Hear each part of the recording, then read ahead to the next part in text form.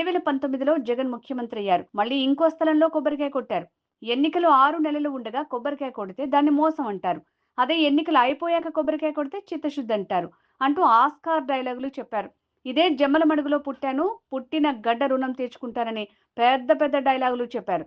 కాలయాపన జరిగిందే తప్ప తట్టెడి మట్టి కూడా తీయలేదని ఏపీసీసీ చీఫ్ వైఎస్ షర్మిలారెడ్డి అన్నారు. తీరా 6 నెలలు అయిపోయింది, ఎలక్షన్లు అయిపోయాయి, చంద్రబాబు గారు ఓడిపోయారు. 2019లో జగన్మోహన్ రెడ్డి గారు ముఖ్యమంత్రి అయ్యారు. ముఖ్యమంత్రి అయిన 6 నెలలకు మళ్ళీ ఇదిగో ఇదే టెంకాయ మళ్ళీ కొట్టారు. మళ్ళీ ఇంకొక స్థలం మార్చి ఆయన మళ్ళీ శంకుస్థాపన చేశారు. ఆ రోజు జగన్మోహన్ రెడ్డి గారు చెప్పిన మాటలు, ఎన్నికలు 6 నెలలు ఉంది అనంగా టెంకాయ కొడితే దాన్ని మోసము అంటారు. అదే అధికారంలోకి వచ్చిన 6 నెలలకే టెంకాయ కొడితే దాన్ని చిత్తశుద్ధి అంటారు అని ఆస్కార్ డైలాగులు చెప్పారు జగన్మోహన్ రెడ్డి గారు. చిత్తశుద్ధి అంటే ఏమిటో నేను 3 ఏళ్లలో చూపిస్తా, ఈ ప్లాంట్ కడతాను అని జగన్మోహన్ రెడ్డి గారు ఆ రోజు చెప్పిన మాట. దే జమ్మల మడుగులో నేను పుట్టాను, పుట్టిన రుణం నేను తీర్చుకుంటారు అని ఇదిగో ఇదే టెంకాయ కొట్టి జగన్మోహన్ రెడ్డి గారు శంకుస్థాపన చేసింది 2019లో. ఆ తర్వాత జగన్మోహన్ రెడ్డి గారి కాలయాపన వల్ల అలా కాలం గడిచిపోయింది. 3 ఏళ్ల తర్వాత అసలు తట్టెడు మట్టి కూడా తీసి పోసింది లేదు. ఆ తర్వాత జగన్మోహన్ రెడ్డి గారు మళ్ళీ ఇదే టెంకాయ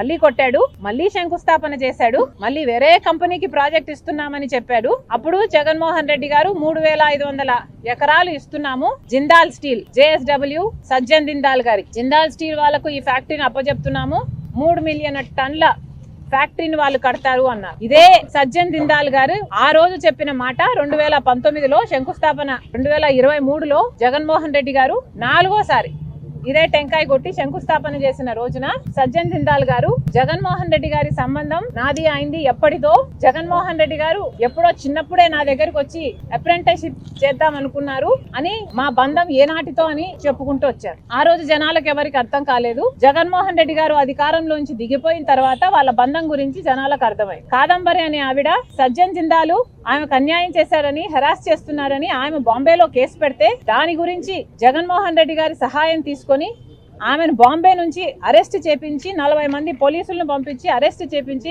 ఇక్కడికి తీసుకొచ్చి 40 రోజుల పాటు జైల్లో పెట్టారు జగన్మోహన్ రెడ్డి గారు జిందాల్ కోసం. ఇంత జరిగింది, ఇంత హిస్టరీ, ఇంత బ్యాక్గ్రౌండ్ ఉంది. ఇన్ని సార్లు టెంకాయలు కొట్టారు, ఇన్ని సార్లు శంకుస్థాపనలు చేశారు, కానీ ఎక్కడ వేసిన గొంగలి అక్కడే ఉంది. ఇప్పటి వరకు కూడా కడప స్టీల్ ఫ్యాక్టరీ ముందడుగు వేయనే లేదు. ఎందుకు అని అడుగుతున్నాం. పాలకులకు ఎందుకు ఇంత చిన్న చూపు అని అడుగుతున్నాం.